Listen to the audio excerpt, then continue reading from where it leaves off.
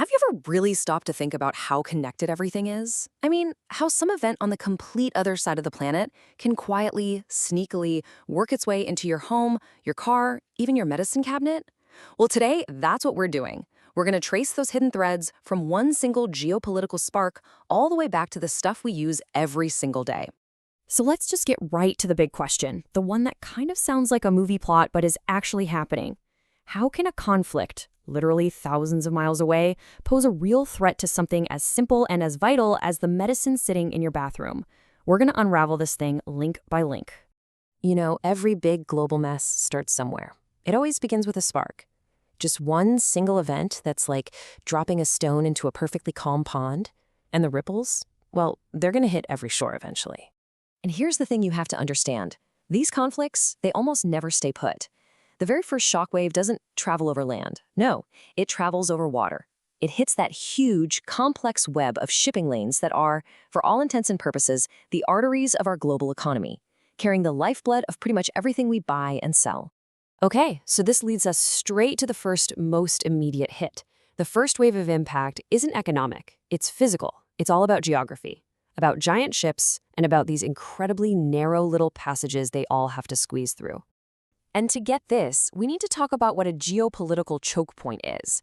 Just think of it like the single busiest, most important highway interchange for the entire planet's cargo. If that one spot gets jammed up, everything, and I mean everything, grinds to a halt. They are super strategic, and because of that, super vulnerable.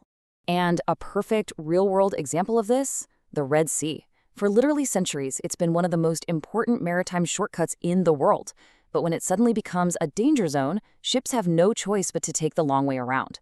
We're talking thousands of extra miles, weeks of extra time, and just huge costs added to every single trip.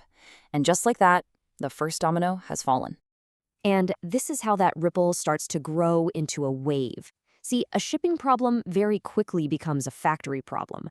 It triggers what you could call the petrochemical domino effect. This really lays it out in stark terms, doesn't it? It's such a clear cause and effect chain. First, the shipping routes get messed up.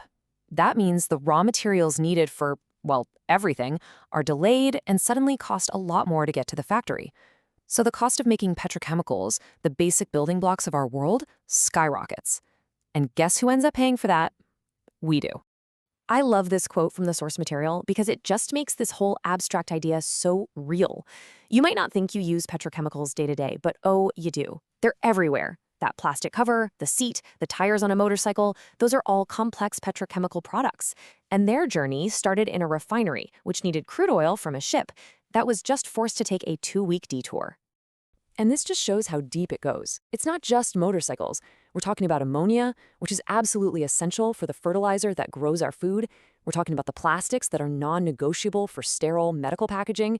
When you get right down to it, we're talking about the very molecules that form the basis of our modern manufactured world.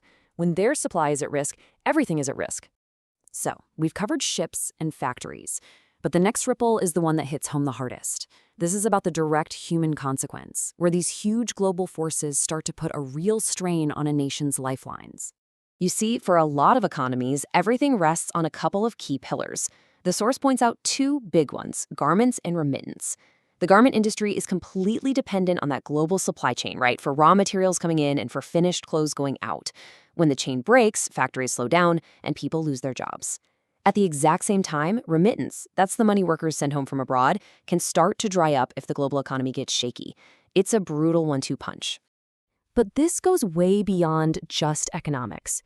And this is where it really becomes a matter of life and death.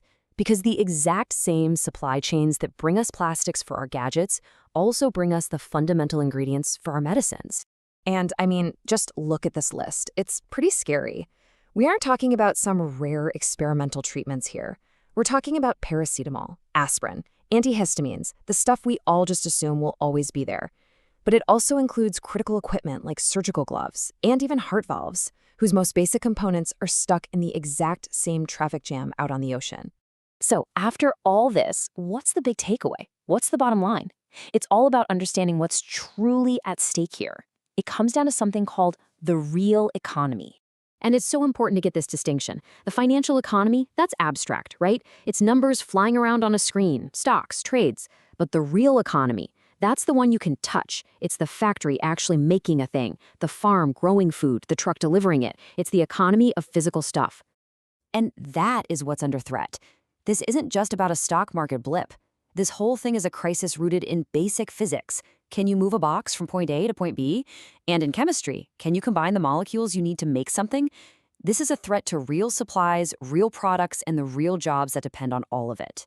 Which really brings us to the final, crucial question. We've watched the ripples spread from a war zone to a shipping lane to a factory floor and right into a pharmacy. So when that fragile chain breaks, who is it that really ends up paying the price?